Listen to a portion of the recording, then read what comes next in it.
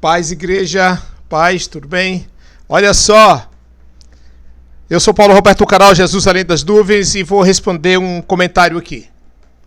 Eu vou fazer um comentário sobre um comentário. O comentário do arqueiro Tavares. Ele diz assim, irmãos, olha só. Ele diz assim: Pastor, paz do Senhor. Fala comigo, pastor. Estou com medo de ter blasfemado contra o Espírito Santo. Eu estou com medo. Ele está preocupado. Mas o que me chamou a atenção aqui nesse comentário é: eu estou com medo. Eu estou com medo. Tavares, eu vou falar uma coisa para você que serve para todos os comentários que eu recebo sobre a blasfêmia contra o Espírito Santo. Vários irmãos me pedindo uma explicação, que estão com medo, desesperados, porque acharam que blasfemou contra o Espírito Santo. Tavares, vou falar uma coisa para você aqui. Eu estou com medo. Olha só. O blasfemador, ele não tem medo de nada. O blasfemador, ele não teme a Deus, ele não tem temor e ele não tem tremor do próprio Deus. Então quer dizer, ele não respeita, porque temor é respeitar e tremor é ter medo. Então um blasfemador, ele não tem temor, porque ele não respeita, e ele não tem tremor, porque ele não tem medo nem de Deus. Um ser humano que não tem medo de Deus, por exemplo, um ser humano que não é amigo de Deus e não tem medo de Deus, ele vai ter medo de quê? De absolutamente nada. O blasfemador, irmão, ele faz pacto confrontando o próprio Deus, o próprio Jesus e o próprio Espírito Santo. Conscientemente, sabendo que ele está confrontando. Mas por que ele confronta? Por que Deus não fulmina? Porque por menos motivo, Deus fulminou um rapaz chamado Uzá. Que foi segurar a arca, Deus fulminou. Motivo pequeno. O cara estava bem intencionado, foi segurado de cima de um carro para a arca não cair no chão, bem intencionado, e Deus destruiu o cara. Só que por motivos muito mais graves hoje, Deus não fulmina mais o ser humano daquela forma. Por que Deus não fulmina um blasfemador? Porque o próprio Deus deu o livre-arbítrio para ele fazer e ser o que ele quiser. Pronto. Deus não mata um satanista blasfemador. Deus não mata um ateu blasfemador. Exatamente por isso, porque Deus deu a ele o livre-arbítrio. Ele pode fazer o que ele quiser. Só que, evidentemente, vai vir as consequências do livre-arbítrio. Por exemplo, você pode matar um ser humano? Não, você não pode matar um ser humano. Mas tá matando toda hora aí. Mas você não pode matar. Na lei é cadeia para você. Você vai preso. Você vai preso. Não pode. Mas por que mata toda hora? Porque o cara tem um livre-arbítrio. Só que ele vai prestar conta desse livre-arbítrio. Aqui na nossa lei, alguns vai preso.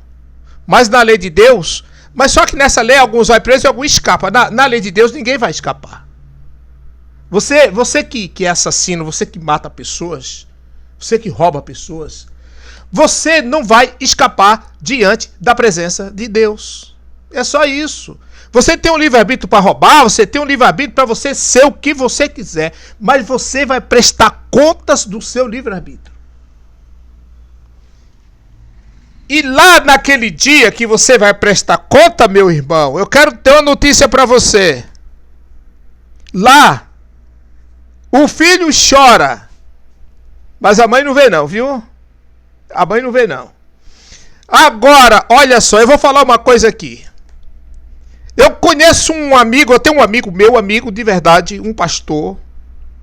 Um pastor, escuta bem isso aqui, ó. Um pastor. Mas é um pastor porque existe dois. Eu penso o seguinte: existe dois tipos de pastor. Existe um pastor que vê céu por fora e existe um pastor que vê céu por dentro. É completamente diferente, irmão. É completamente diferente. E esse pastor vê céu por dentro. Pastor abençoadíssimo, homem de Deus, homem de Deus. Só que, para surpresa de vocês, esse pastor era maçom. Mas não era maçonzinho de começo, começando de 2 graus, 3 graus. Não. Era um pastor que era grão 33 da maçonaria. Você imagina, você não tem noção o que um ser humano é capaz de submeter-se a chegar ao grão 33 da maçonaria. Você nem sonha, você nem imagina, você nem sonha.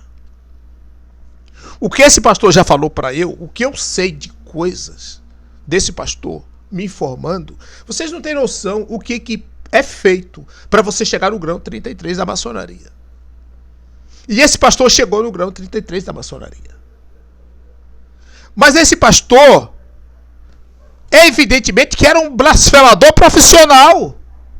Ele era um blasfemador que não tinha medo. Não tinha medo, não tinha...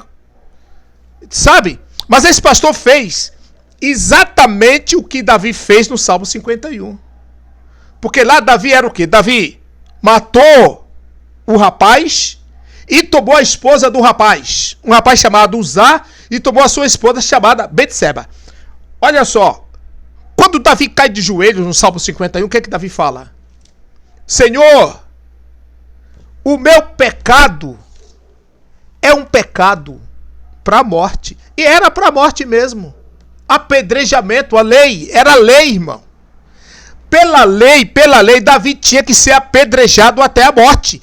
Pela lei. Porque é um assassinato e um adultério. Ninguém escapava disso. Mas Davi cai de joelho e diz: o meu pecado era para a morte. Eu cometi pecado para a morte. Naquele momento, Davi perde a presença do Espírito Santo. Porque o Espírito Santo entendeu como se fosse uma blasfêmia. O Espírito Santo foi embora. Quando o Espírito Santo foi embora, Davi sentiu um vazio. Quando Davi chega no Salmo 51, verso 11, Davi diz: Senhor, não dá mais. Eu preciso do teu Espírito Santo. Me dá o teu Espírito Santo de volta. Eu preciso continuar escrevendo salmos. Eu preciso continuar cantando. Eu preciso ter a inspiração. Os meus lábios estão entrando em desespero porque eu não consigo parar de te adorar. E eu preciso da unção do teu Espírito Santo. Só que eu preciso dele de volta.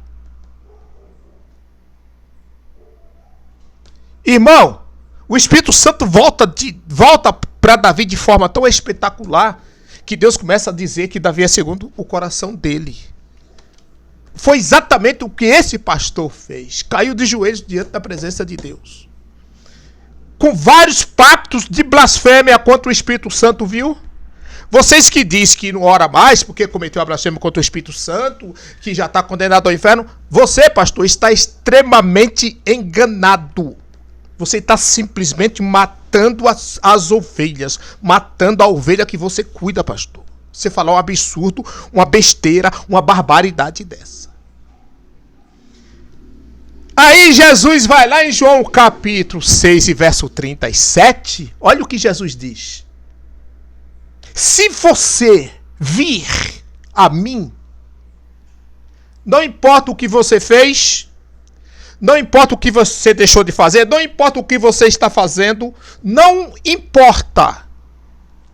Não tem pecado debaixo do sol. Não interessa o que você fez, o que você deixou de fazer. O importante é se você vir a mim. De forma nenhuma eu vou lançar você fora.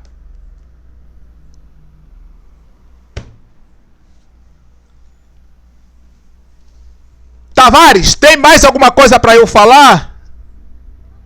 Não tem mais nada para falar. Encerra aqui. Não é uma palavra sem pensar que você cometeu a blasfêmia.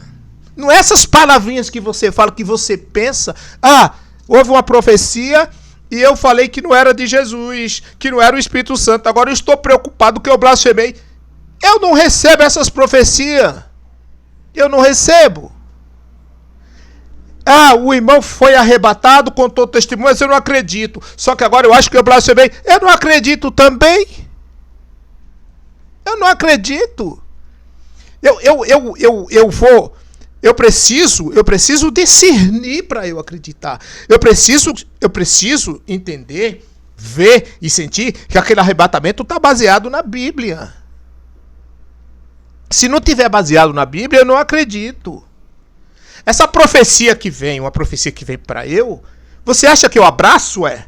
Você acha que eu vou pegar a profecia para mim? É? De forma nenhuma. Eu vou ficar na expectativa. Se cumprir, foi de Deus. Se não se cumprir, não foi de Deus e acabou. E eu vou blasfemar com isso, é? Eu não acredito mesmo. Se vier 1000 profecias para minha vida, se eu acreditar em uma, já é um milagre já, porque eu vou analisar todas. Mas a culpa não é minha, a culpa é de um monte de falso profeta que tem por aí falando que Deus falou, e Deus não está falando nada. Sabe? Não é, irmãos, é 11 minutos esse vídeo. 11 minutos. Vou parar por aqui. Vamos ver se eu continuo,